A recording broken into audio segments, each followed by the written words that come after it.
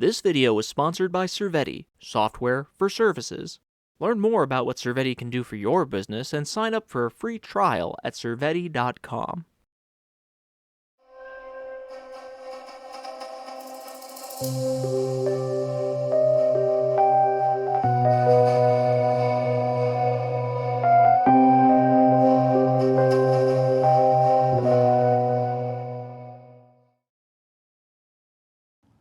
High school was a time when most of us were ironically feeling indestructible, but were acting idiotically. We were getting our first few tastes of freedom, had our first experiences with the temptations of vice over virtue. And this sets the stage for the world lived in by today's patient, a young silver-spooned lad who decided it would be fun to try his hand at unethical entrepreneurship, a mistake that he wouldn't forget for the rest of his life. I'm Dr. D, and this is Morbid Medicine with today's case. The case of the accidental drug bust. Mr. S had recently become a local pot dealer, and over his junior year had carved out quite a lucrative business for himself. He started selling in the school parking lot, and then moved on to selling in and out of his house. After about a year, he had built up a thriving business from this venture. But despite making his money dealing drugs, he was no thug or gangbanger. He grew up in a white, suburban, upper-middle-class family that was broken up abruptly when his parents divorced some 4 years earlier. The divorce had a profound effect on the young Mr. S, and he went through some turbulent times, getting into recreational drug use. From this, he was able to make a few contacts with 1 or 2 low-level drug dealers, and was able to start selling small amounts of pot under them at his local school and neighborhood. He gave them access to safe clients with money, and in return, he always made good on his end of the bargain. After about a year of solid profits, he decided it would be wise to start diversifying his portfolio, and like any rational businessman would do, he decided to invest his profits in cocaine. Not for himself, but to extend his budding business in buds. He started relatively small, purchasing an 8-ball for a schoolmate, and after quickly turning a profit, he became much bolder and spent the majority of his cash on 50 more grams of party powder. Although this was a bit of a harder sell, his high school had more money than sense, and he was able to find a few students who were willing to spend their not-so-hard-earned allowance on a bump or two. And if tempting fate this way was not enough, he decided to press his luck once more by throwing a small house party when his father left town on business.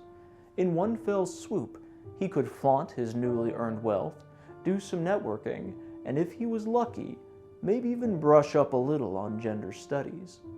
By all accounts, the night was a rager, humbling homecoming and responsible for more pregnancies than prom. The evening, much like his head, was going swimmingly. Beer flowed and morals, amongst other things, were loosened.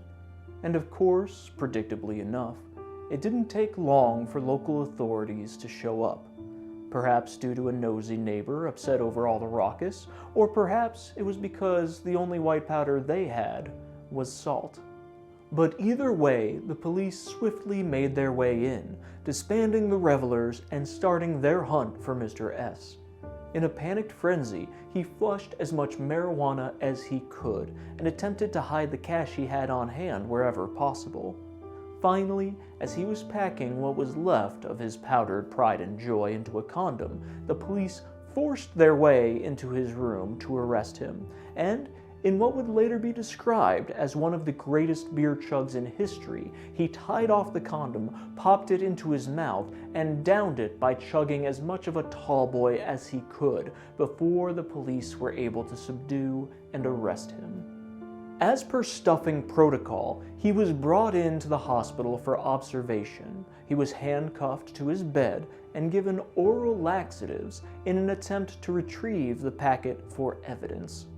Only trace amounts of cocaine were found at his residence, but yet police were able to find enough cash and weapons at his house that they suspected that there was a good chance that he might have enough drugs in his person to be charged with felony drug trafficking. So, after a very long 2 days of the officers at his bedside being on poo patrol and coming out empty-handed, tensions were getting high, as they did not enjoy being the ones whose duty was his duty. Eventually, Mr. S and the physical therapy staff complained of the inhumane condition that he was being kept, as he was not allowed to leave the bed and his handcuffs weren't to be removed under any circumstances. But after enough pleading, the police relented and allowed the physical therapist to let him walk up and down the halls twice daily as long as an officer was present, but as a condition, he was to be handcuffed to the walker to make it harder for him to make an attempt at escape. Because of course, he had to be handcuffed to something. This is where our young entrepreneur brewed up his most ingenious plan yet. During his first walk up and down the hospital floors, he feigned weakness and acted pleasantly to staff and patients, but all the while he was secretly surveying the hospital floor, making note of elevators and stairways as he walked, and during his next promenade, on the very last round up and down the halls, he checked the physical therapist into the wall and made a hasty dash towards the north stairwell, which led to a fire escape and out the back of the hospital. His plan did have one fatal flaw, and that was that he was not accustomed to running downstairs while being chased and while handcuffed to a bulky metal walker. He tripped down the second flight of stairs, tumbling end over end, and landed hard on the top of a leg of the walker. He was then quickly accosted by the 2 officers on duty, and after 2 long days of sifting for buried treasure, they were no longer in good spirits when it came to having to deal with even more of his crap. And thus, he was unceremoniously dragged back to his hospital bed, cuffed back to the handrail, and to add insult to injury, his exercise privileges were immediately revoked. Later that evening, our less than cunning companion complained of bruised ribs and stomach pains. The doctor on call was called to his bedside, but after a normal x-ray, he was left to wallow in pain. And now, after his not-so-noble escape attempt, he struggled to garner sympathy from even the most empathetic of the hospital staff. At approximately 3 a.m., he complained of worsening stomach pains, and the attending physician was yet again paged, asking for recommendations. Somewhat unluckily for him, his vitals were stable, and the exam was concerning for tenderness that appeared to be inappropriate relative to what would be expected.